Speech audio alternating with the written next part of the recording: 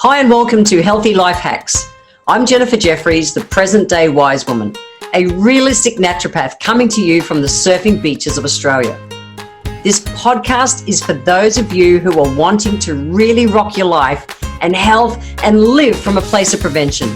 Let's get into today's episode. I was asked the other day, what were the top things I learned through my time in the army? And I really had to have a think about that. And I thought, well, I'm going to do a podcast on it because it's actually, I find it pretty interesting what I learned. I did 3 years in the Australian Regular Army, joined at 17 years old. So I was a bloody very naive kid in those days. And I trained as a driver and driver instructor in the Australian Regular Army. Posted to Wagga Wagga, did my basic training in Sydney and did my driver's courses in Puckapunyal in Victoria, country Victoria. So if I think I have a very clear image of my biggest lesson, and that is time management and integrity with time. You know, the army works, all the military, all the services, they work very strict time schedules. And I remember once I was scheduled on, rostered on to be a safety driver for when everyone completes all their basic training in Wagga Wagga at the recruit training battalion. Their very last thing they do is a 20-kilometer route march, and it's bloody hard work. Anyway, I was to be the safety vehicle for it, and I had to be at work. I had to have the car ready with the medic with me, everything ready to start at 5 a.m. to be there to meet the troops. I was late. I was 10 minutes late. Why was I late? Because I hit the piss the night before and was sleeping half drunk. That's the truth. Not proud of it, but it's the truth. And turned up 10 minutes late. Nothing was really said, but I knew I was in the shit. That's it doesn't get any worse for a driver than to be late for a task. In fact, we're meant to be 10 minutes early for a task. I was 10 minutes late. Anyway, the troops went off and did their route march that takes hours, and got back after that, and I was called into the boss's office. He was a warrant officer and a tough old, Mr. Lind. Warrant Officer Lind was a tough old guy. Very cool, but you knew when you're in trouble. Anyway, I was in trouble and I didn't go home for a month. That was my punishment. I was on 24-hour duty, and I learned the importance of integrity around time. So I am excellent at managing my time. I set alarms. I have backup systems for everything. I don't run late. If something happens and it looks like I'm going to be late, even a minute, even half a minute, I will ring or I'll message and say I'm going to be 1 minute late, 2 minutes late, half a minute late. I am spot on with integrity with my time. Now, I know a lot of you out there are sitting there thinking, but Jen, I've got time optimization syndrome. And I call that being a tosser. And Alice and I joke about it, but being a tosser is when you just go, I can do one more thing. But when you're late, it's disrespectful to the other person who got there on time. It really is. It is a sign of disrespect. And whenever I run speaking events or anything, people say, oh, we'll wait 10 more minutes. And I'll go, no, we won't, because that absolutely dishonors the people who made the stretch to get there on time. So as a 17-year-old kid, that was a lesson I learned that has impacted me forever. And it really will. I have so much respect for time and so much respect for people who make the effort and turn up on time. So I will never disrespect that again. Big lesson. So time management. And I know, like I say, some of you are thinking, yeah, but I always run late. Well, that's a bullshit story and an old habit that can be corrected. Okay, so prioritize, can't even say it, prioritize your tasks, set alarms, do everything you need to do, and be on time. And in fact, in the army, we say that on time is late. A good driver is always 10 minutes early for a task, because you budget to be 10 minutes early for a task because you never know what other things can come up that might impact your time. So first one is time. My time management is impeccable since being in the army. Second one is communication. I say I've got a boy's brain with a girl's heart. I am I'm very bottom line, clear, concise, straight to the point. Now, I'm ADHD and my brain processes so many things so fast, and I think in pictures and all those things. But through being in the Army, I learned the importance of just getting to the point. So I'm very good at taking a lot of information and bring it down, just simplifying it to this is the thing, like this is the battle plan, this is it, this is the thing. So that's been a really good addition to my life. And it's enabled me to be able to think on my feet, because you've got to be able to process that information really fast. And I love that I can think on my feet so well. So that's one. The third one I'd say is respect. So this is respect for others. And I've talked about it in relationship to time, but also respect for self, respect for the situation, respect for everything around it. So in the Army, you're an individual working as a team. And one fails, everyone can fail. So there's so much energy and training around it, and it's really important. And in your workplace and that, and I've been a lone wolf for a long time working for myself, and nowadays that I'm back with working in communities and things, I get it, and I've been able to bring skills from my Army days through to that. So it's kind of, I like to think it's just common sense that respect is that we treat other people how we want to be treated, kindness and respect. Boy, how else do you say respect? Like not putting people down, not dissing people, not gossiping on them, any of those things. Just be a bloody good, respectful human being. So respect is one. Number 4, I'd say, is being able to adapt. In all your training, your basic training, and all your different training courses you do in the Army, they throw you in so many different situations because you've got to be able to adapt and think on your feet. It's imperative to literally survival in the military. And as much as when I was in the Army, women were not frontline soldiers, at the same time, you were put in situations that made you learn how to think, to assess what's going on, and be able to assess and then think on your feet to work out an action to deal with it. So whether it was in a promotion course where you were, learning how to lead, it doesn't matter. It was like you were, you learned to adapt. Part of that is out of my days in the Army, I've actually got really good foresight. I can see for potential obstacles way in advance. And I'm not living in advance, but I'm really good at kind of scanning and assessing situations so that I can help prevent things deepening into worse situations or problems and things. So that's been a real life skill that's been incredibly useful to me. I love it. I really love that one a lot. And probably the last one is resilience.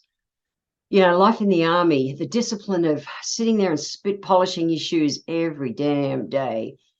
I remember every day on my rookies course, my bedside table, you had your bunk and then your bedside table on, where it had to be spit polished within, just had to gleam. And they'd be coming in, the corporals would be coming in for inspection in the mornings, and I'd be doing there could not possibly be a speck of dust on it. Not possible. It was as they were just ready to walk in the door, I gave it its last wipe, and it was immaculate.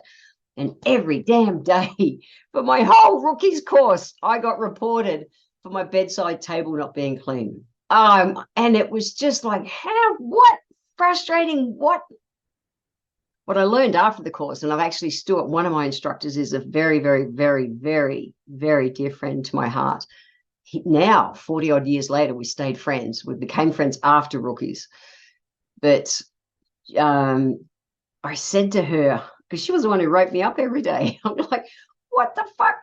Why'd you write me up every day for my bedside table not being clean? Like, it was immaculate. She said, well, if you actually opened your eyes, every soldier, there was something. They pushed and pushed and pushed on little things like that, because they're helping to build you up to be resilient, to be able to not lose your shit you know, for something like your bedside table not being clean, there was something, it was just like relentless right through all your training. And the different levels of training, obviously, you know, there was different things and different situations. But I even remember in rookies, my bedside table, I got written up every damn day for that. And you're punished, you know, whether it was extra duties or extra parades, you copped it every day. So how does that apply for me nowadays? When I'm in situations that don't go my own way, I've really learned to just take a breath and calm myself. That's one. And realize that I don't have to have kind of all the answers to what's going on. I couldn't work out why. I didn't even think it was just part of the training. I'm going like, it made me kind of problem solve and all these things, trying to get this bedside table cleaner and more sparkly and things. It was really interesting. I had to break it down into the smallest parts and thinking every element, what are they seeing I'm not seeing? I asked for help. I asked other people who weren't getting written up for it, you know, what are you doing? What are you cleaning with? It was incredible. I ran kind of the, you know, what's the worst case scenario? What could happen? What, you know, if I'm written up tomorrow, what could happen? Oh, I'm going to get an extra hour's drill at the end of the day or something, or up early in the morning and do an extra hour's drill. I was assessing things all based around this bedside table. And you're probably listening to me going, Jen, really? Yeah, really, really. I get now why they did that. As a 17-year-old kid, initially it pissed me off until I worked out I just had to work it out. And I had to stay open-minded. I had to be able to be flexible and adapt. I needed to be able to, you know, foresee what could be coming. It was huge. I had to implement plans all along the way to be able to try and bring a different result. At the end of basic training, which was, you know, a couple of months, I hadn't achieved a different result. I hadn't. But you know what? Reflecting back on that experience, it built me. It's one of those things that it's like, really? Yeah, really. It was a defining moment in my life. And it wasn't life-threatening or anything, but you know what, when you learn to put up with stuff, so I suppose that's all part of that self-discipline they're building into you. You can just handle different stuff in life later on in life way better. You know, the army days, my career did not go the way I wanted to, with being an out gay woman in the 70s. It really didn't go well for me. And at the same time, it is the best thing I ever did in my life. That 3 years of my life, I've been out of the army for 41 years. That's like a lifetime ago that I even got out. I got in 44 years ago. And yet those days are like yesterday.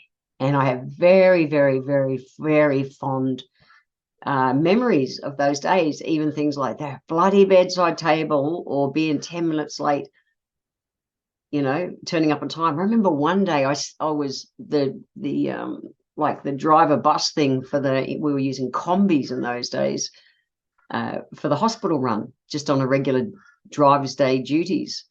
And I slammed the door on my combi. Holy shit. The world ended. Again, I didn't go home for a month. I was on 24-hour duty for a fucking month. But I learned to respect things, not abuse things.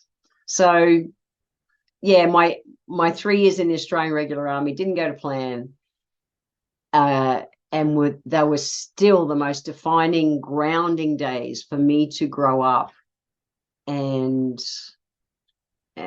be able to think, kind of respect and get what life is about. I treasure those days, and I would recommend anyone to go into the army. It's not easy, and I came from a very highly disciplined family, but it's a whole different level. So I really encourage young people to go into the military. I really do, or one of the services, because you'll get something in that you can't get on City Street. I will hire any ex-military person without even thinking about it. And I've done it in my businesses in the past, because if I've got a certain, toss up between an ex-military person and someone who's not, I know how they're going to perform. It's just another level. So yeah, I thought I'd share that. I hope you found that interesting. The healthy life hacks you might want to, if you are a tosser at the moment, a time optimizing syndrome person, you might choose to be on time or 10 minutes early for everything and be respectful of everyone else's time. Whatever. You can go to the show notes, www.healthylifehacks.com.au, and check out where I've written down the notes from what I've spoke about today to see if there's anything you want to implement into your life. But I promise it's been incredible value to my life. I want to thank you for being here today. If you enjoyed my podcast, please let me know by leaving a review on Apple Podcast. Every month, I draw one lucky person who leaves a review on Apple Podcast to have a free 1-hour consultation with me. Be sure to subscribe to the show wherever you're tuning in from so that you always catch the next episode. And if you would like to receive a free copy of my Feed Your Body ebook, simply click the link in the comments below. Join my newsletter and we will get that free ebook sent to you. I welcome your emails and you can write to me at podcast@healthylifehacks.com.au. Until next time, remember, when it comes to life, live it, love it, and get on with it.